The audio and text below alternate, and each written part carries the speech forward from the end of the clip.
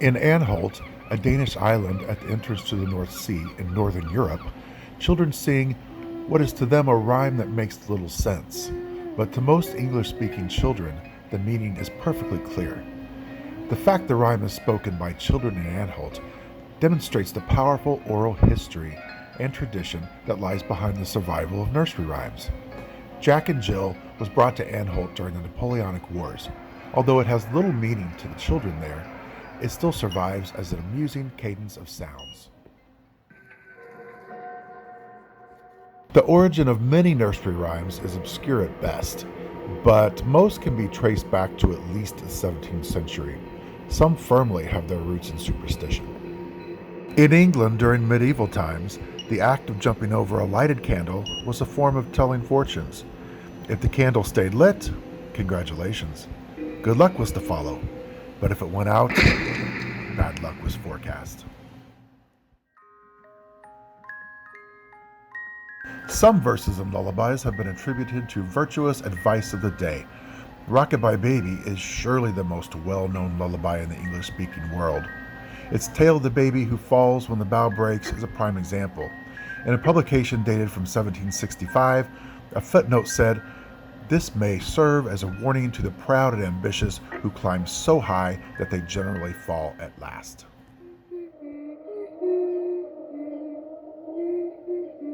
Ring Around the Rosie most likely dates back to the 1665 Great Plague, the last major outbreak of the bubonic plague, also referred to as the Black Death.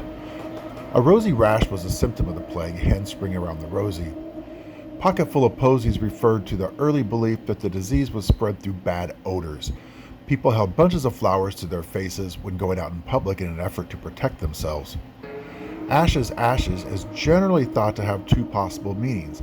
The first is that it was meant to mimic a sneezing sound in reference to being sick. The other is that it refers to the burning of the dead bodies from the victims of the plague. We All Fall Down is surely in reference to the many people who died from the plague. The majority of the European population was wiped out during the time of the plague. Nursery rhymes were often more than just a way to keep children amused. Some nursery rhymes were also an elementary means of teaching them. This little piggy went to market, this little piggy stayed home, this little piggy had roast beef, etc., recited while taking hold of a child's fingers and or toes, one by one, are still used as early aids in counting. Still others, Eeny, Meeny, Miny, Mo, and Hickory Dickory Dock, may have had somewhat sinister beginnings.